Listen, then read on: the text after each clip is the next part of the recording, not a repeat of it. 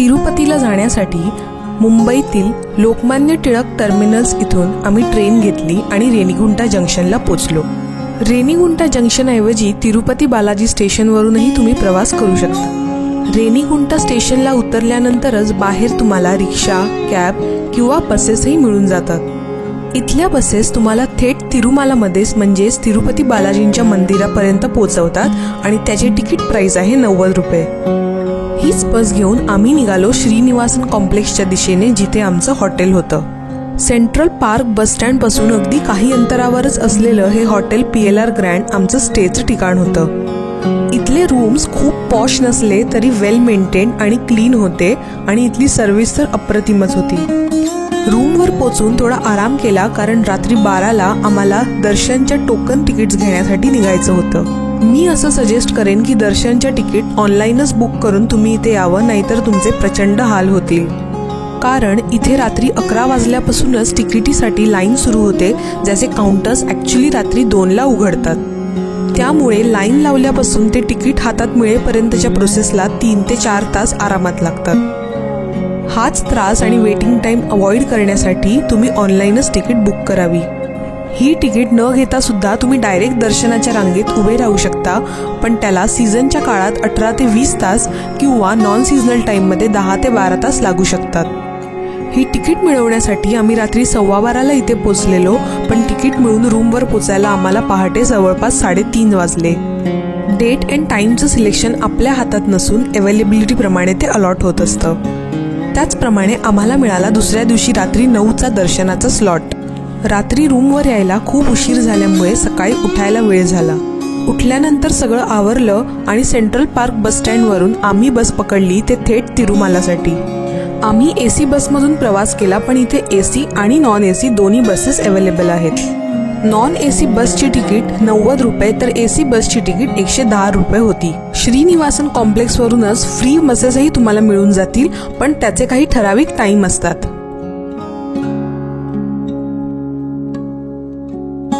घाट सुरू होण्याआधीच लागतात हे सप्तगिरी हिल्स चेक पॉइंट. इथे तुमच्या लगेजचं आणि कारचं चेकिंग होतं.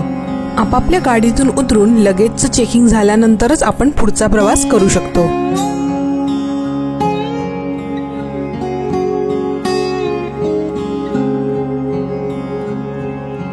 अशा प्रकारे आपल्या लगेजचं आणि आपलं चेकिंग झाल्यानंतर लगेचच आपण गाडीत बसून प्रवास सुरू करू शकतो.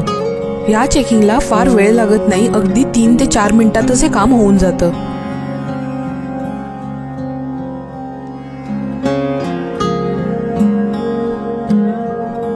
चेकिंग झाल्यानंतर बॅग्स कलेक्ट केल्या आणि आम्ही आमच्या बसमध्ये जाऊन बसलो आणि पुढचा प्रवास सुरू केला. हे ठिकाण इतकं सुंदर आहे की पाऊण ते 1 तासाचा प्रवास कधी पार पडतो हे समजतच नाही.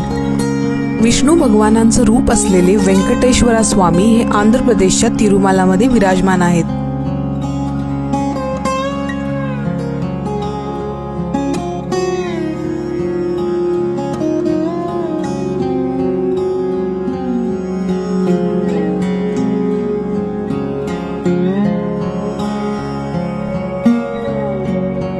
ह्या बसने आम्हाला वरती तिरुमालाच्या बस स्टँडला ड्रॉप केलं.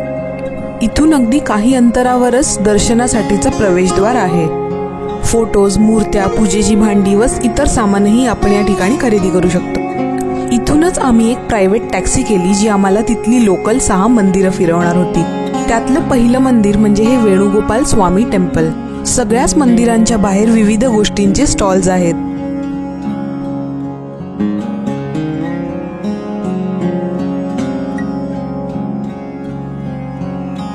हे देऊळ बघितल्यानंतर पुढचं ठिकाण होतं आकाशगंगा. ॲक्च्युअल स्पॉटला पोहोचण्यासाठी आपल्याला काही पायऱ्या उतरत जावं लागतं. ही तीच जागा आहे जिथून तिरुपती बालाजींचा अभिषेक करण्यासाठी पाणी नेलं जातं. इथे नंबी नावाचे आचार्य राहायचे.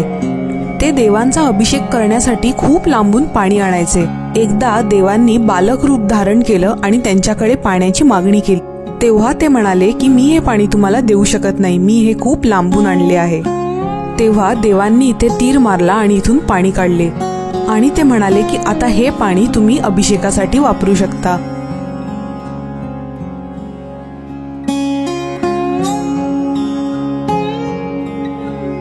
ह्याच जागेला अगदी लागून आहे बाजूला श्री अंजना देवींचं टेम्पल. आकाशगंगा पाहिल्यानंतर पुढचं ठिकाण होतं पाप विनाशम तीर्थम. एंट्रन्स पासून काही शिड्या उतरल्यावर लागतं हे ठिकाण. असं म्हणतात की इथे जे पाणी वाहतं ते विष्णू भगवानांच्या चरणांमधून येतं आणि इथे जी व्यक्ती आंघोळ करते त्याच्या पापांचं निवारण होतं. इथे आंघोळ केल्यानंतर समोरच असलेल्या गंगादेवी मंदिरात तुम्ही दर्शन घेऊ शकता.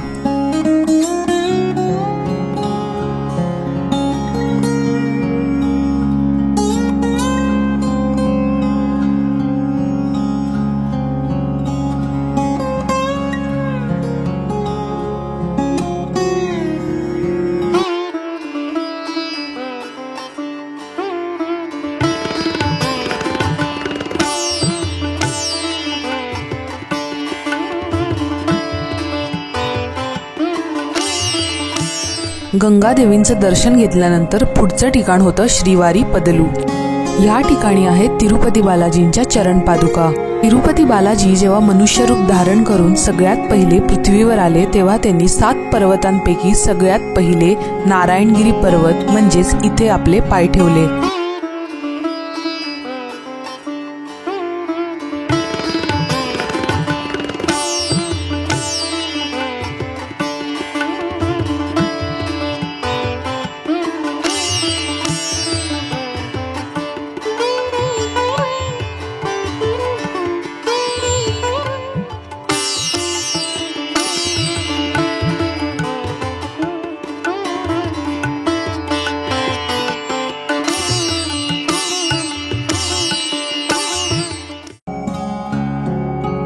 हे ठिकाण उंचावर असल्यामुळे इथून तिरुपती बालाजींच्या मंदिराचा संपूर्ण कॉम्प्लेक्स दिसतो.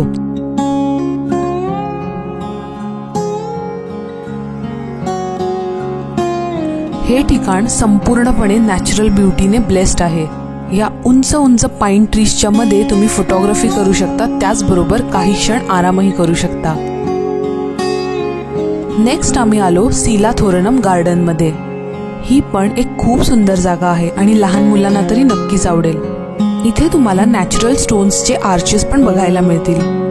आशिया खंडातील हे फक्त एकमेव असं ठिकाण आहे जिथे अशा प्रकारचे स्टोनचे आर्चेस बघायला मिळतात.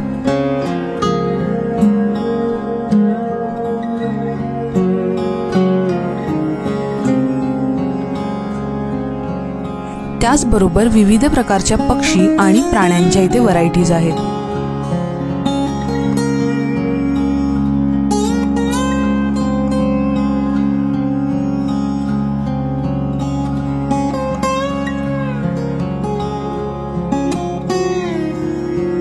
हे बघितल्यावर आम्ही पोचलो ते म्हणजे चक्रतीर्थमला. काही पायऱ्या उतरल्यानंतर आपण या ठिकाणी पोचतो. याच ठिकाणी भगवान विष्णूंचे सुदर्शन चक्र पडले होते आणि तिथून तीर्थ उत्पन्न झालं होतं. म्हणूनच या जागेला चक्रतीर्थम असं म्हणतात.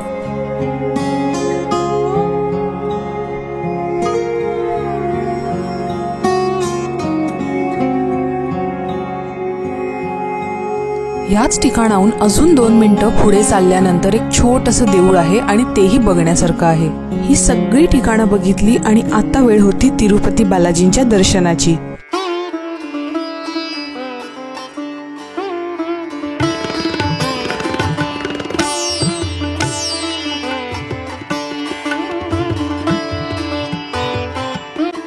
इथे असलेली तिरुपती बालाजींची मूर्ती ही कोणीही बनवलेली नसून ते स्वतः स्वयं इथे प्रकट झालेले. ते भगवान विष्णूंचे एक रूप असून त्यांना व्यंकटेश्वरा स्वामी ह्या नावाने देखील ओळखलं जातं. याच विष्णू भगवानांच्या हृदयात लक्ष्मी माता कायम निवास करते. ह्या प्रेमाइसेसमध्ये आल्यानंतर आणि तिरुपती बालाजींना साक्षात बघितल्यानंतर जी फिलिंग होती ती मला खरंच शब्दात वर्णन त्याचं नाही करता येणार. तिकीट असून सुद्धा दर्शनाला आम्हाला साधारण 3.5 तास लागले.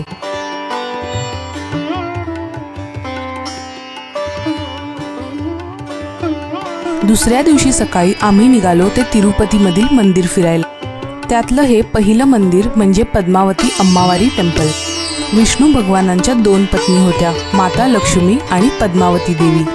सगळ्या मंदिरांप्रमाणे हे मंदिर देखील खूप सुंदर आहे आणि तुम्ही इथे जर का येणार असाल तर हे अजिबात नका मिस करू।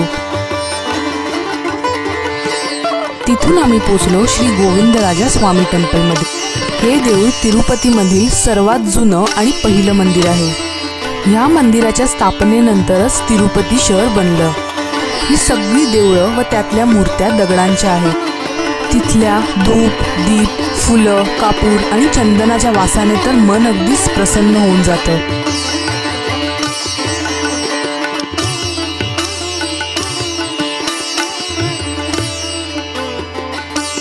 नेक्स्ट आम्ही पोचलो ते म्हणजे कपिलेश्वरा स्वामी टेम्पलला। हे देऊळ शंकर भगवानांना समर्पित आहे।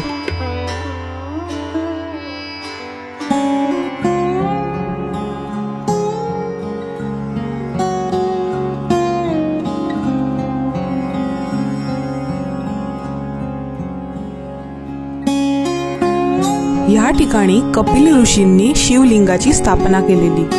इथे शीर्षाचलम पहाडांवरून वाहणारा धबधबा म्हणजेच तीर्थ थेट या मंदिराच्या तलावात पडतं, म्हणूनच या ठिकाणाला कपिला तीर्थम असं म्हणतात।